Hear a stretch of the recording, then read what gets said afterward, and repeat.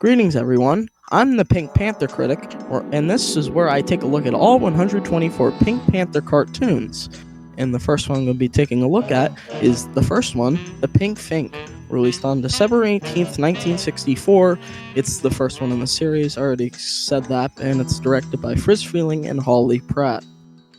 There's 4 animators on this, and I'd like to give a background on each of them. So first up is this scene here, which is animated by Norman McCabe. McCabe was an animator for the Frank Tashlin and Bob Clampett units at Warner Brothers, and in 1941 he became a director. The only reason he got the position was because he helped direct 2 cartoons while Clampett was sick, those being The Timid Toreador and Porky's Snooze Reel. Clampett got Tex Avery's old unit with Bob McKimson and Rod Scribner and all of them, and McCabe got Clampett's old unit, the black and white unit, with Vive Aristo and John Carey, and he directed a bunch of World War II propaganda cartoons, and the last one he directed was, sadly, Tokyo Jokio, which he hated himself. Apparently, when he saw the film again, years later, he visibly cringed at it, and if you've seen the short, you'd understand why. And then he went into the war, which is why he was credited as Corporal Norman McCabe. I believe that's what it was. And then he came back to animation in 1963, the short. And starting with that, the shot of him painting like that was Laverne Harding, who worked at Walter Lantz and worked there since 1934. Well, she worked there since 1934. When the studio closed down in 48, I don't know what she did after that. And then she came back to Lantz in 1950 and animated there till 1961. And, well, I think she did a really brief stint at Hanna-Barbera. And then she came to DePatie Freleng. And this is Don Williams, who is widely known for cranking the dry brush up to apparently 11 in the cartoons that he animated on. He worked twice at Warner Brothers, once in the 30s, again in the 40s.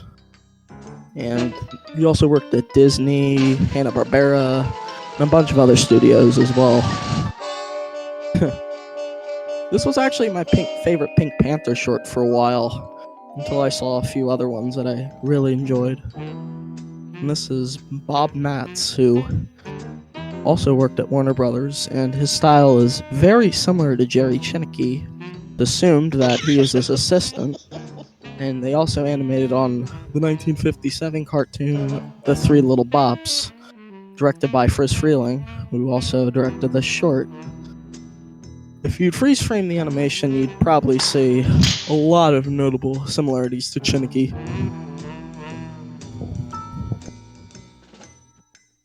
So this short has been referenced many times in other places like Dexter's Laboratory.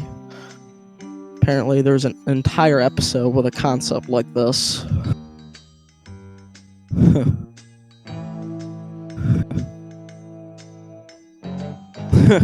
Well, he just flips the door back. Simple as that.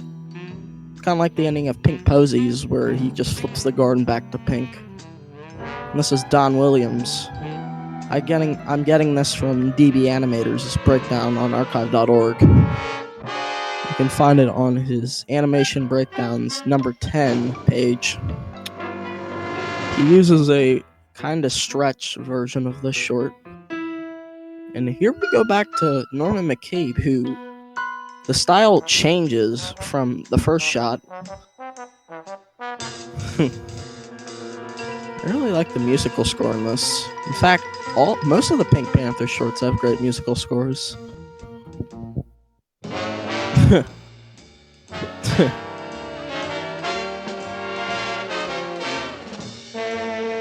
So yeah, this one is the only Pink Panther short to win an Academy Award. Also, I've always noticed that bleep sound there. I wonder what it is. I know it's a sound effect, but it strikes as odd. And this is Laverne Harding. But as I was saying, this is the only Pink Panther cartoon to win the Academy Award. And But another short was nominated, The Pink Blueprint, but it didn't win. So there's that. Also, I love this part.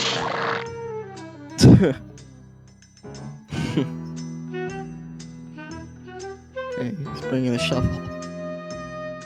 I just don't have a lot to say right now. I'm sorry. Also, I forgot to bring up, Don also worked at MGM. He did some animation. I think this is his work right here. I forget, I'd have to check again.